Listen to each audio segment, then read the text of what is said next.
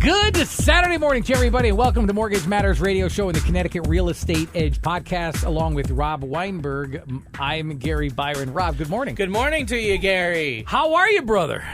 Hanging in, man. Hanging in. Making it through another day, right? Yeah, well, you're doing well. Of course, you're slowing down right now, but then you're fine. I'm blessed. What can right. I say? Thanks to this show and the station and what we do, I know that every day my market share is going up in locally, even nationwide, people reaching out to me. So it's a good time for that. But at the same token, there's a lot of negativity and pessimism out there. There is. Obviously, we wouldn't really be in modern times without talking about the fact that there's wars going on, right? Sure. There are pandemics brewing and other things, and it's just don't even get us started, right? But at the same token, there's good things going on too, right? And every day we wake up, look in the mirror, that's a good day. And since you've been in this industry for 21, 22 years, have you ever seen anything that compares to what the housing industry is going through right now? I'm not talking about it being a seller's market. I'm talking about the interest rates in the sevens. I know you can make a comparison to how it was in, 2006 or 7, right around that time, but we rebounded pretty quickly thereafter. There was a bailout. Let's face it. I mean, Obama bailed out the banking industry. Is there anything to compare these times now to that helps you, that you can relay to your clients? I've only been in the industry since early 2000s, 03, right, but 04, so you 05, lived through that time. Since then to now, I really can't say that I've seen anything like this because there's a lot of different parts of the market. Have rates been high? Yeah. Have housing, has it been a seller's market? Yeah. To have all these different pieces, though, in the same puzzle, right, at the same time, that's the part that's unique for me. I haven't seen that before. I've heard the parallels of the market now being compared to the 80s. I've definitely heard that. Obviously, I wasn't in the industry then. I think the main thing that's being compared is the rapid rise in interest rates, right? So back then it was a rise where, they were almost at 20%, I think, maybe even got that high. We haven't seen that yet, but will we, right? That's the question. How high are they going to go? But there's always fear in the market, and that's some of the parallels that I do see.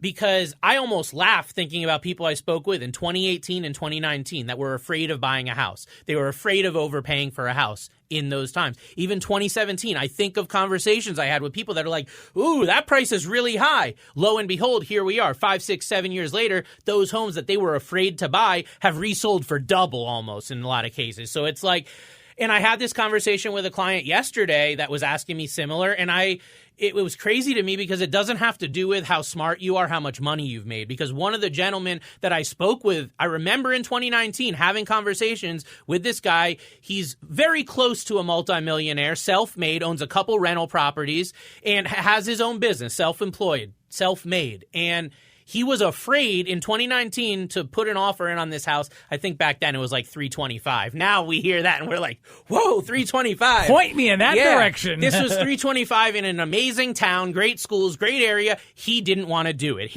He was so hard-headed about his numbers that he decided, nope, I'm not paying a lick over $310, and he was hard-headed, and he put in the offer, and they came back, and he wouldn't negotiate, and at the end of the day, he ended up not getting the house. He wouldn't pay that $325, and I saw a couple months ago the person that did buy it resold it for a very, very pretty penny.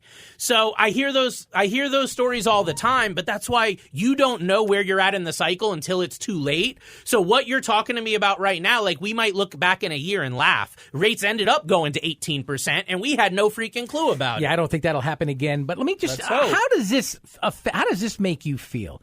It's one thing if business is slow because it's something that you did that you can learn from it and you can undo. It's something else when business is slow that's no cause by you or even your industry.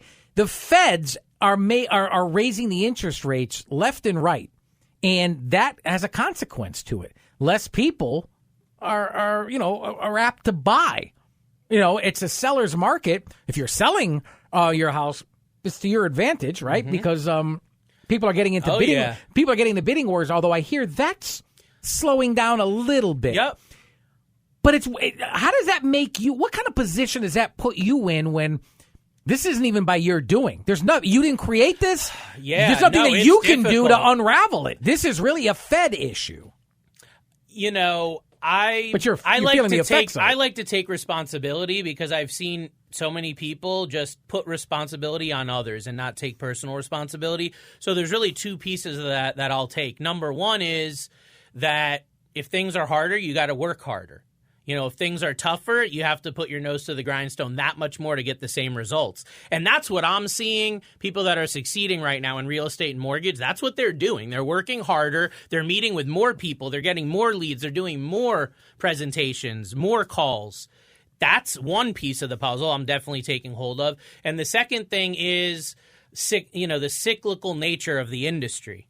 So you need to understand that real estate and mortgage goes up and down. That is part of the game. That's why you can do so well in good times, because during bad times you may do horribly.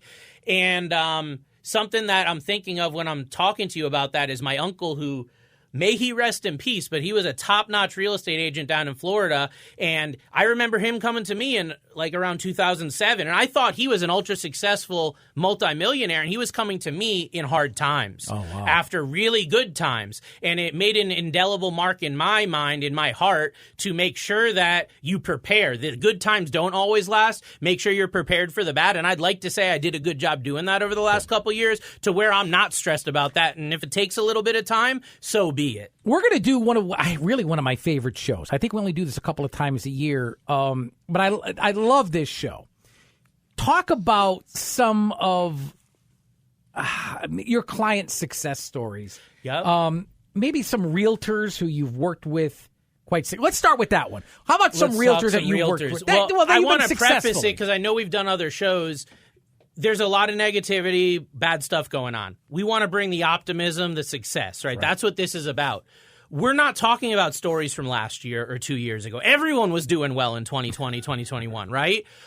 These are all real success stories from real people locally right here in the state that have gotten mortgages, bought homes, and worked with me and my team over the last 90 to 120 days. These are very, very recent. Maybe the oldest story we're going to go through today is March, okay? So these are very recent. These are people succeeding today in 2023 in the market. And realtors are a big piece of my business. You know, when I started out, I didn't really do any work with realtors. I mainly focused on just homeowners and refinancing and people that I knew and, my network. But the realtors have been a big, big part of it because they refer me business. And how that really goes is I work with a realtor as a result of an intro from a client.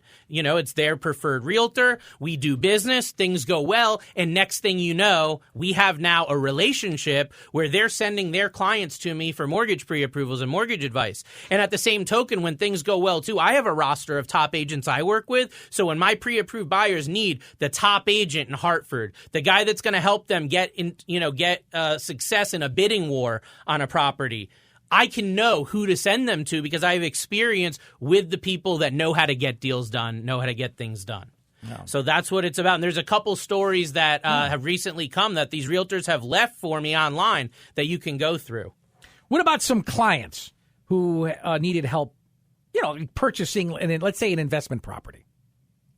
Yeah, so clients that needed help purchasing an investment property, there's a lot of them that come to me. They're first-time buyers, or first-time investors, I should say. Maybe they own a home and they're looking to kind of move on to their next property, but they don't know where to start. Do they have enough money down? Or sometimes they have all this money, but they're like, is it enough? What do I need to do to get qualified? Now, Gary, there are some specific stories that you can read through on the air. All right. Which you want to go to maybe the ones with some of the realtors? Yeah, let's start with that. So you have one that said, I had the opportunity to work with Rob on a recent buyer transaction and could not have been happier. His follow-up and detailed information made for a very smooth transaction. I will definitely be using his services for my upcoming buyers. And that's from T.R. Durkin, Ravis Real Estate.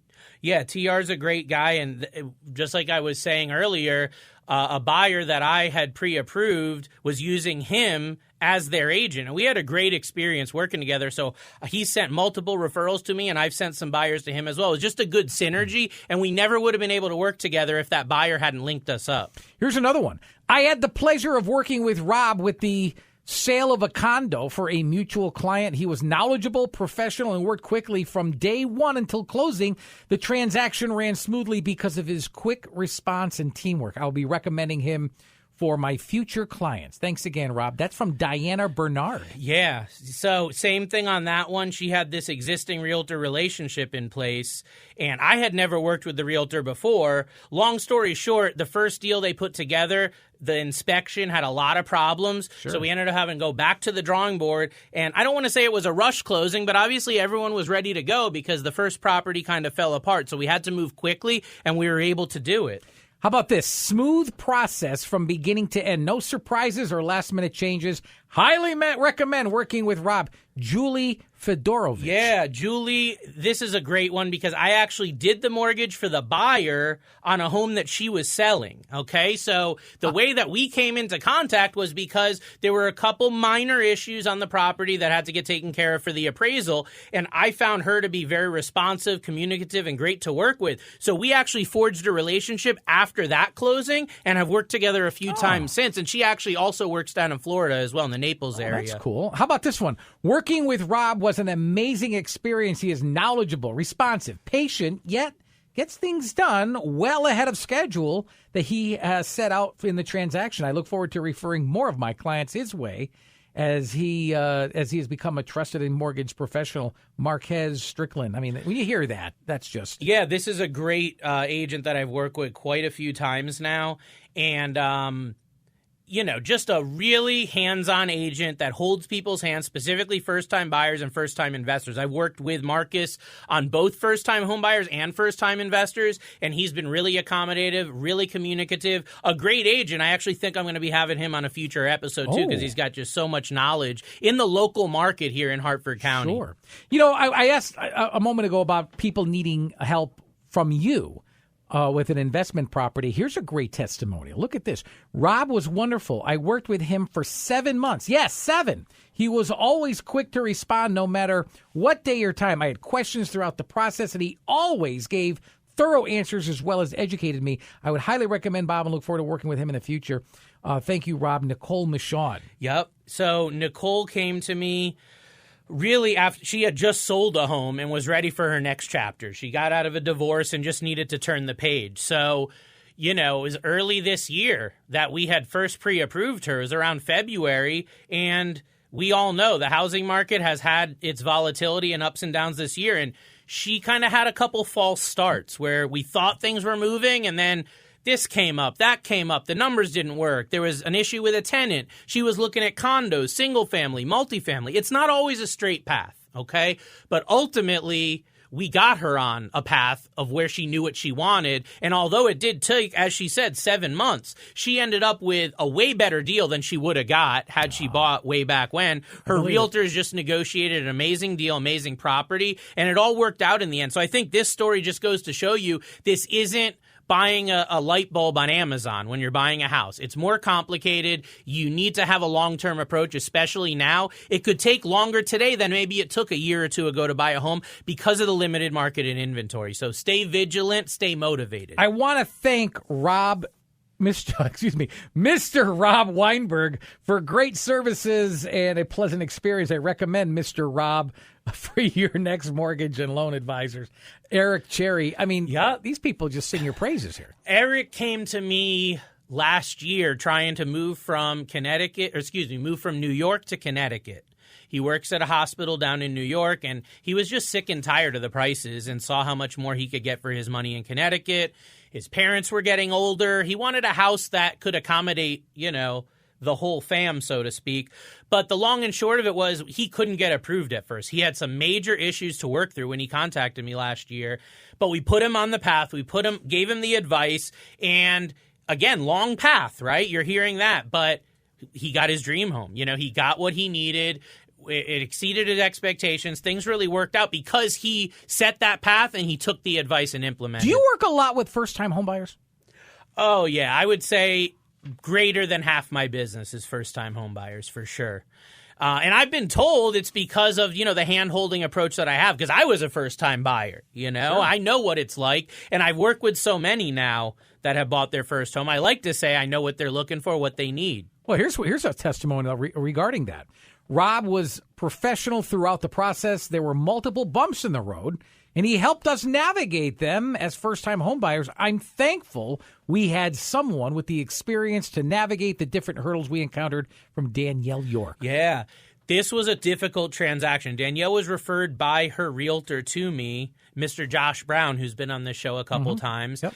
And they were first-time home buyers. They had talked to a local bank, and they got a lot of misinformation and almost threw in the towel. And we're like, we're not buying a house. We can't do it. We don't have the money and all this. And Josh told him, hey, talk to Rob. And we got her on the straight and narrow path to buying a home.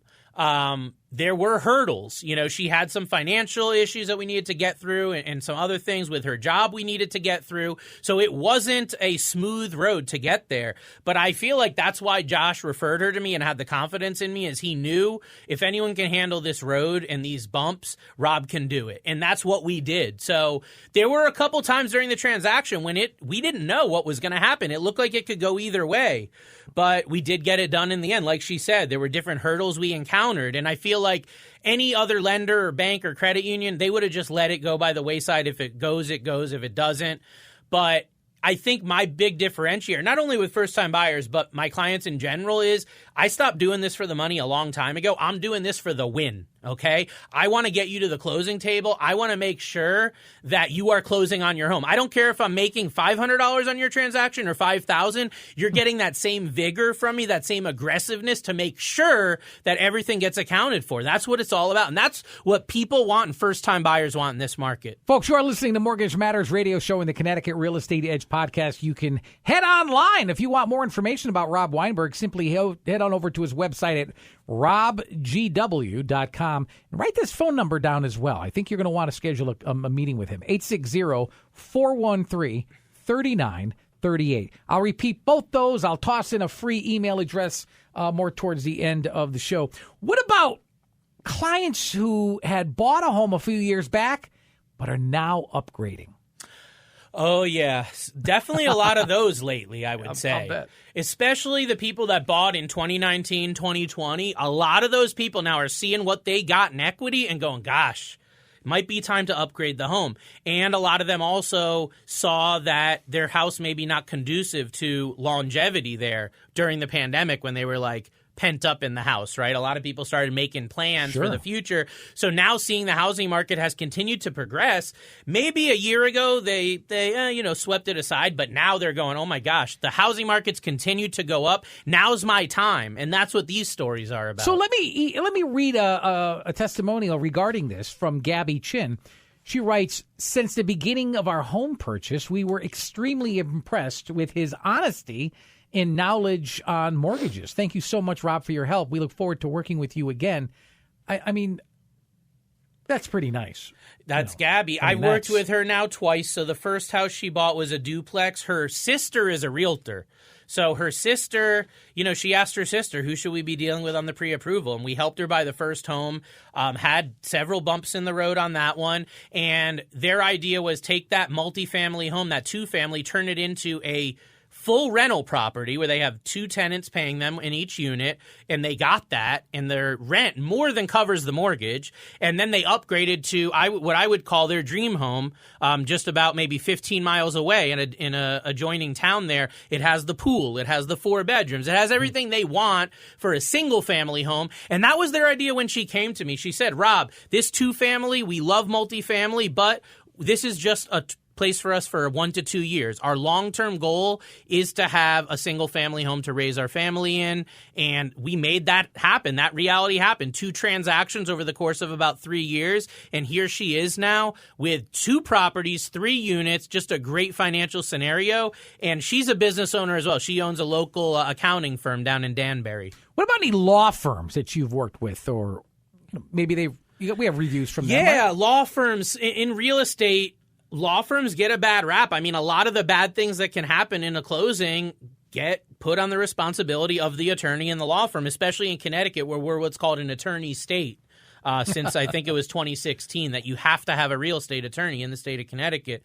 So, I deal with attorneys all the time, obviously. Some are good, some are bad. I've got preferred attorneys that I refer my clients to that I have really good experiences with and charge very, very nominal fees for their services.